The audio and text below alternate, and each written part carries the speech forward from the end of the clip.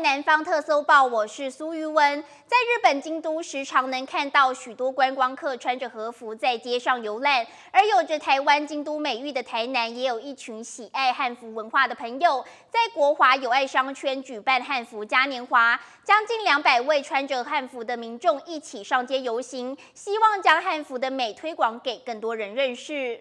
在国华友爱商圈周围，许多穿着古装的朋友在街上欢喜游行，搭配四周的现代建筑，就好像是古代人穿越了时空一样。这场国华松王慈善汉服嘉年华是台湾国际汉文化整合服务总会以及梦月楼合作举办，希望透过办理这场活动，能够让更多民众认识汉服文化，同时也能凝聚社会的爱心，共同来关怀弱势。国华慈善松王，我们的汉服嘉年华，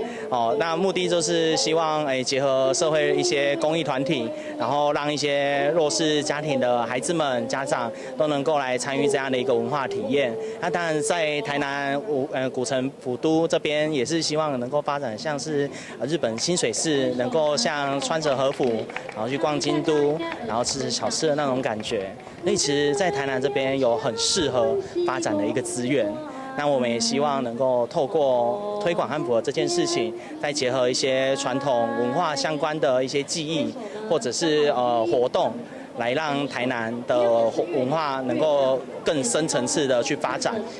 避免说有一些文化因为很久没有人接触了，开始没落。不止台南在地的民众参与，这场活动也吸引到全国各地的汉服爱好者加入。甚至还有4、5岁的小朋友也打扮碎碎，跟着队伍游行。什么服？汉服。汉服啊，你觉得这样穿这样漂不漂亮？漂亮。漂亮啊！你喜欢穿这样吗？喜欢。自己就有在研究，然后叫我妈报名，然后就来了。对，她都会看那些就是人家穿得很漂亮的衣服，然后去自己去说要买这些东西。南宫1路2路3班嘎嘛，那第一府城我们希望呢可以让更多人认识汉文化。那我们身上所穿的是汉人的一个传统服饰。那在这边呢，我们也结合了国华街、国华商圈啊，跟我们这样子的一个在地互动，因为我们想打造一个台南古都穿汉服。游台南吃美食的这样子的一个愿景，就像日本清水寺一样，穿和服啊去逛清水寺。明年就是台南400年，主办单位预计在年底也将举办传统服饰文化季，游行的民众将展现明郑时期希腊雅族的服饰、日本时代的服饰、民国初年的旗袍和唐装，到现代新住民时期台南各族群的穿着服饰，共同来庆祝台南400年的到来。记者张硕维台南报道。内围皮是美术馆景观生态的核心，但旱季时常因水位下降影响生态。高雄市水利局计划恢复历史水路脉络，将莲池潭潭水透过2.4公里的地下管路引流至内围皮，预计今年8月完工，以改善水源不足的问题。高雄市立美术馆旁的内围皮水色优美，生态丰富，但皮塘内的水位容易受到天候和地下水位的影响，导致旱季时有水位下降影响生态的情形。高雄市水利局因此推动内围皮补助水源计划，将从莲池潭引水到内围皮。近来我们美术馆内围皮里面长期有那一种水位不足的问题，所以为了补充内围皮的水位，所以我们水利局启动内围皮引水的计划。由于内围皮早期的水源都是来自高屏溪，借由曹公新圳流到莲池潭，再由莲池潭的水圳引水到内围皮。只是随着都市开发，原本的历史圳路早已经被截断。借由这一次的引水计划，也是恢复内围皮和莲池潭的历史水路脉络。莲池潭到内围皮原先是历史的史迹来看，它是有一些古老的郡路连接到那个内围皮。那因为我们都市的发展，跟一些大楼的兴起，那原有的旧有的郡路其实都已经被断掉了。这项内围皮水源补助工程已经开工，将从莲池潭进水口沿着雨水相涵，以附挂管线或明挖的方式，将潭水引入内围皮，埋设2.4公里的管线和3座加压站，预计今年8月完工。那我们的计划是在莲池潭这边埋设一些管线，那透过在箱涵内的覆挂跟一些路段的明挖，将这边的管路引到内围皮去。那我们是希望说，在内围皮水位不足的情况下，那莲池潭这边能给予指引，那让美术馆的景观水位能够有所提升。不过，干旱时期莲池潭的水位也会有下降的情形。高雄市水利局表示，会视2个水域的水位状况进行调配，以维持足够水量，不致影响生态和景观。如果有在灌溉期的时候，那会从曹公新郡那边会有剩余的灌溉水，那这些水我们也是已经有从既有的渠道，把它引进到莲池潭内。这个引水计划的取水量大概一天可以从700到1000，每天大概700到1000吨左右。透过曹公新圳将高屏溪的水量扩散，串联多个埤塘，增加农田灌溉面积，如今成为民众游憩赏景的好去处。水利单位透过管线埋设，恢复莲池潭和内围埤的历史水路脉络，补充水源，维持生态，也重现历史场域。记者潘志光、赖昌邦高雄报道。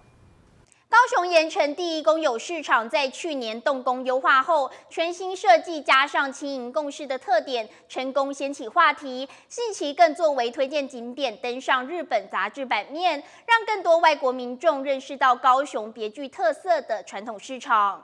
盐埕第一公有市场在去年动工优化后，不但为老市场带来崭新面貌，近期更获得外媒肯定，作为推荐景点登上日本知名杂志。那也证明这个市政府在推动这个部分轻盈共识的部分是一个非常好的一个起点。盐埕市场重新启用后，导入轻盈共识理念，招募15家青年摊商进驻，新创意与旧文化的碰撞，激发出新火花，更成功带动来访游客量激增。去年那个台湾设计展，在2天之内将近有10万人导入这个公有市场这个地方。那我们也成功把年轻人引进到公有市场来了解这个轻盈共识跟在地创生的一个特色，那同时也带动了盐一公有市场整个营业的业绩，上升达到增加了50%以上。尤其市场优化后，拆除了多年来加设的天花板与繁复层架，重现原始特色的山形木构屋顶，并打开天窗让自然光照进室内。不但改善了过去市场内的昏暗情况，充满巧思的设计更成为了民众的热门打卡景点。那个市场原貌一个的重建里面，就把那个山形结构构造的物把它恢复出来，那同时也用一些旧的料它的木料去做一些灯饰的一个装饰，然后造成一个不同于一般传统市场的一个景观。后续经发局也计划以盐埕市场为范本，持续导入轻盈共识理念到其他的传统市场。那软体的部分，我们是希望借由盐埕成功的典范案例，来把年轻人的创意导到那个糅合到传统市集里面去，让他们能够激发更多的创新作为，还有提供更多元的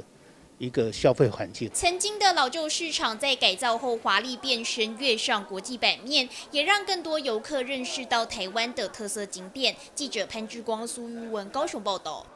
今年适逢毕卡索逝世50周年，台南市政府文化局为了纪念毕卡索对于艺术发展的贡献，特别办理纪念展览，由张惠华教授无私分享个人收藏，让民众感受毕卡索的魅力，也再创台南国际艺文的交流佳话。毕卡索逝世50周年纪念展览在台南市立图书馆新总馆盛大展开，行政院长陈建仁、台南市长黄伟哲等人都到场参观。本次展览的作品全部都是张惠华教授的个人收藏，总共多达90件。这是一个收藏分享展，我喜欢收，但是我不赞成传，因为艺术是属于大家的。谢谢张教授能够把这个藏了这么久的毕卡索的许多作品，能够让我们台南何其有幸可以看得到。那这里面有少数几幅是复制品的，得到毕卡索家族的同意授权，好，所以复制品有授权，真迹就是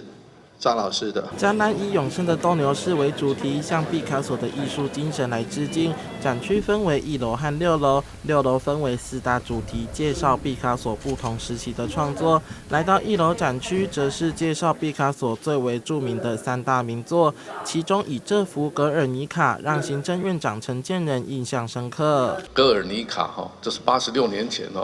有一个震惊世人的这个战争，在这个战争当中。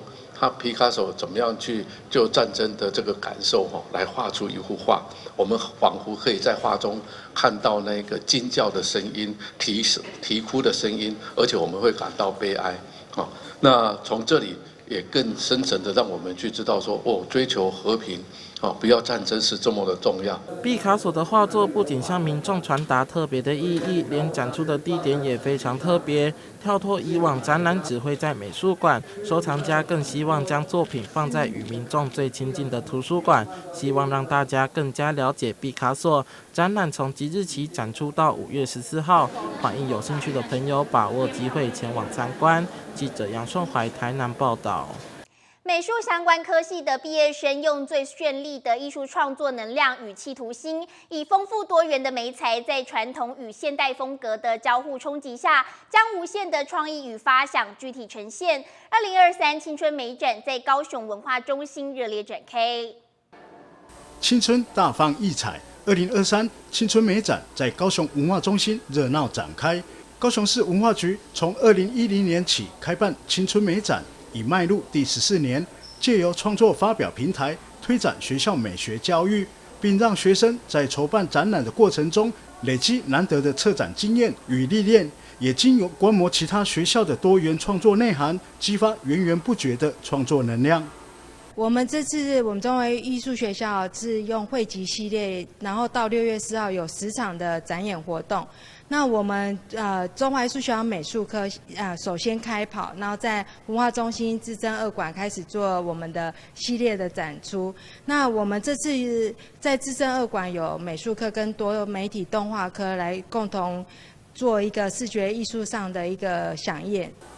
今年展出全台13所大学院校、高雄市4所中学的西画、水墨、书法、摄影、立体造型、复合媒材及数位影音等各类艺术创作，有学生以家乡的海洋被污染提起画笔创作，也有学生以时事疫情作为题材。因为都靠海的关系，所以都可以看到绿蜥龟。然后因为住在观光地区，然后就是会有比较多的游客，然后难免的就是会有一些垃圾的制造，然后还会有一些海洋污染，所以才会创作这幅画。这是我本人。然后，因为我想要呈现一种悲伤的感觉，但是那时候没有找到合适的照片，然后就是刚好遇到疫情，这几年刚好遇到疫情，然后就想说就是结合在一起，对，然后就会有这样的呈现。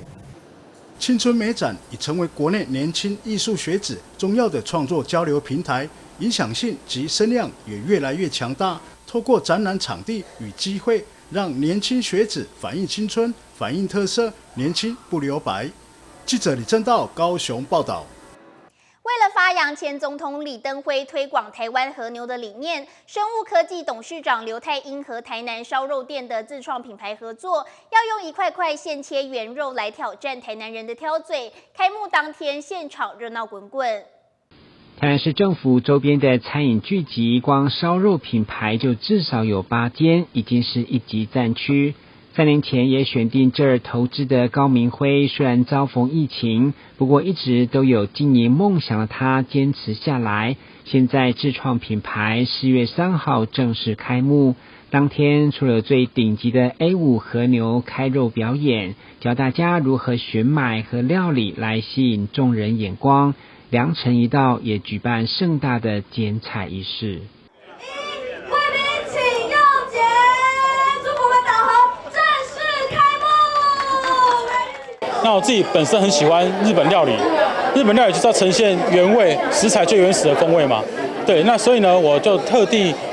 把烧肉这个东西用日式的风格来展现出，就是说呢，我的肉全部都是原味肉，没有任何一块肉是腌制肉。就像和牛从日本送来台湾，就是原味手工师傅切出来，原味直接呈现，吃出食材最原始的味道，搭配上我独家使用的这个铸铁烤盘，而不是用一般烧肉店用那种烧肉炉，我是用铸铁烤盘、铁板的概念去锁住这个肉最原始的风味跟原味，来呈现肉最美辣反应最漂亮的那个部位。对，那是我坚持。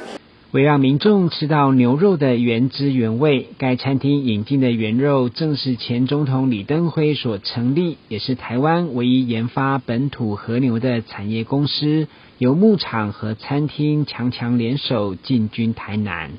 李前总统就把那个19只放在花莲，在那边养育，现在大概有200多只了。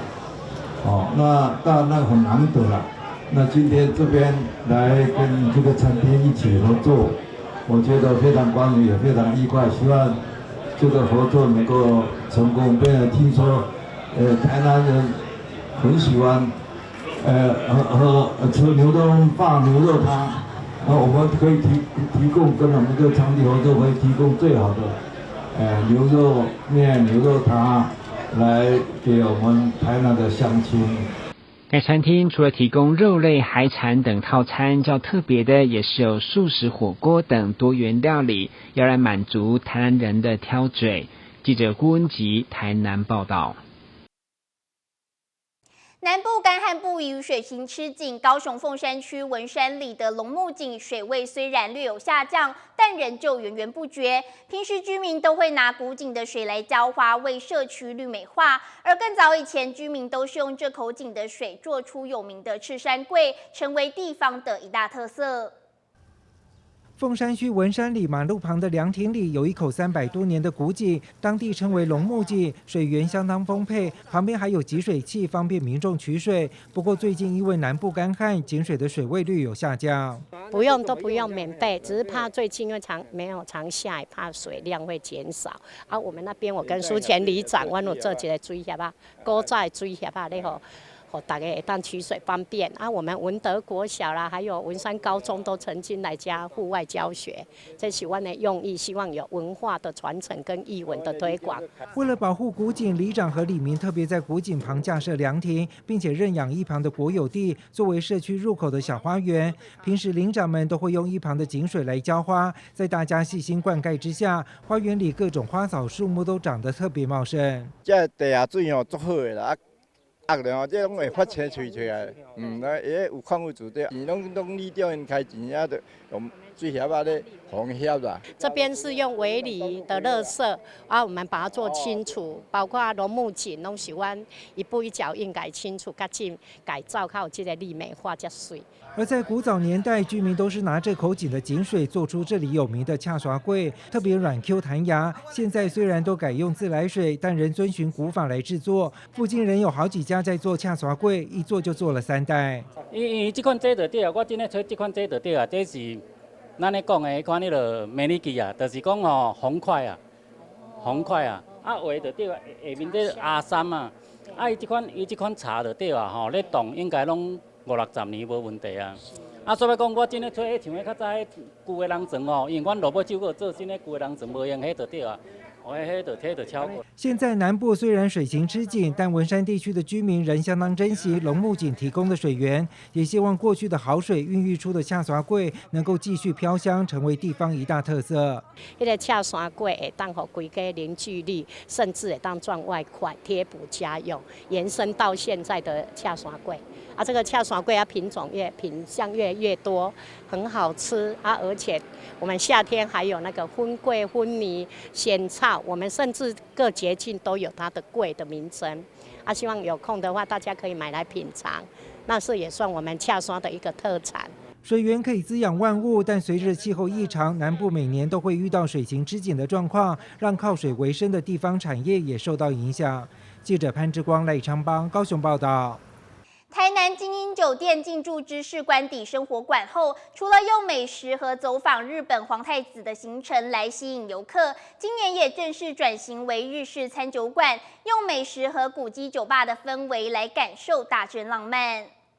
这栋2层楼的巴洛克式建筑，就是1900年当时首长官邸，也是1923年日本皇太子来府城下榻的行馆。该市定古迹经过活化修复，2020年委外以知识官邸生活馆来营运。去年底，台南经营酒店跨界合作后，成为热门观光美食景点。今年适逢1923年台湾行启100周年，饭店特别以大正浪漫为背景，推出复古的大正3大洋食等菜肴，等待您来品尝。大正那时候引进西化的食物叫大正3大洋食，其实我们在台湾蛮常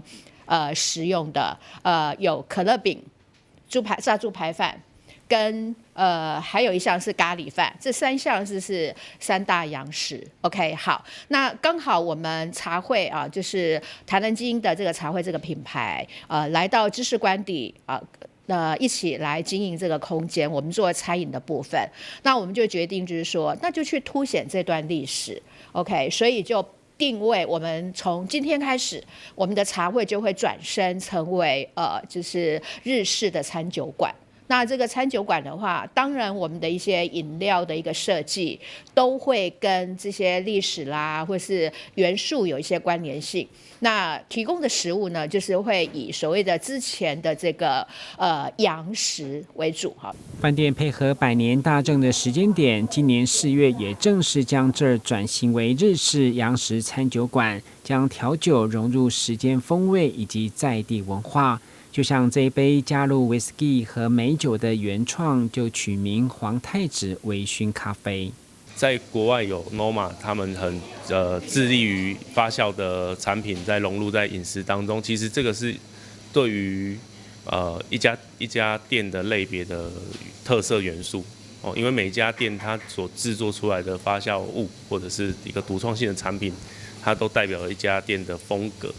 那我们想说，既然知识官邸有那么长的一个历史，那我们就把这种需要时间去慢慢养成、去熟成的一个产品融入到我们的元素里面，然后也放了很多像茶或者是像一些在地的一些元素放到我们的台南知识官邸这边的一个饮品里面。台南很难得的古迹酒吧，为了满足消费者，从4月起延长营业到晚上12点，让白天到夜晚都可以嗨放自我。记者郭文吉、林银庚台南报道。高雄流行音乐中心附近一间宠物友善餐厅，主打平价舒肥料理，更结合中途之家救援并收容流浪猫。店内有可爱的毛孩店长们，除了可以和他们一起同乐，还可以带自家毛小孩来约会。身为肉食控的你，必吃铺满炙烧安格斯黑牛的龙岩舒肥牛冻饭和炙烧孜然双酱双板猪冻饭。分别都是使用舒肥烹调再炙烧，搭配主厨的秘制酱汁和爆酱温泉蛋，超疗愈也超下饭。我来介绍一下我们家的舒肥牛，我们蛮有自信的，是因为我们的肉质原本就选得很好，我们是选择安格斯黑牛的一个板腱的部位。那它每一种牛肉它的特色性不同，那安格斯黑牛它就是它即使嫩度在，但是它也有那个咬劲，这就是它的特色，就是不会流失到牛肉本身。可能有些人喜欢去嚼它的那个筋的美味，那它舒肥过后，它的筋完全就不在了，就是变成是一种 QQ 的口感，很像那种胶质的感觉这样子，所以它是它的特色。舒肥猪其实在市面上还蛮少人做，是因为它会有一个猪肉的很。对，就是一个猪肉的一个味道嘛。那我们家的是因为厨师他有一个比较家乡他们自己的一个酱汁，然后结果搭配了之后，没有猪肉味了，然后又可以不吃牛的人又可以吃到那个猪肉的嫩度，这就是我们为什么也会推舒肥猪。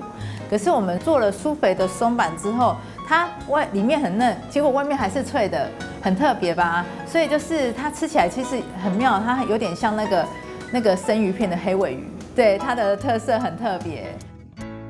原本是手工水饺专门店，转型为舒肥料理的宠物友善餐厅。老板和老板娘因热爱美食，也热爱分享，意外接触到舒肥，进而研发多种口味，成为店里的主打餐点。我们店其实一刚开始是简餐餐厅，然后是因为我们主厨他以前在1、2间的那个比较大型的饭店当过主厨很多年，然后因为我们2个就是很喜欢吃东西，又很喜欢分享，然后是有一次接触到舒肥之后才发现。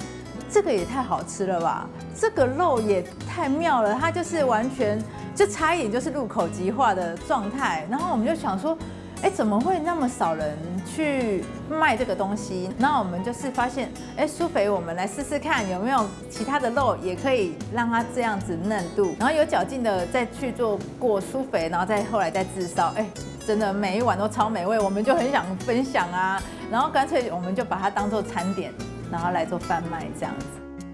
看完之后，是不是也想要来尝一口呢？除了诱人的餐点之外，店内也有猫中途，希望能够推广结扎跟认养，让爱猫者以认养代替购买。你也想和自家的毛小孩来场约会吗？还不赶快出发！不仅可以撸猫，还能享受高档餐厅级的平价舒肥料理，你绝对不能错过。记者蔡宜文、萧宜轩高雄采访报道。以上是今天的南方特搜报，感谢您的收看，我是苏瑜文，我们下次再会。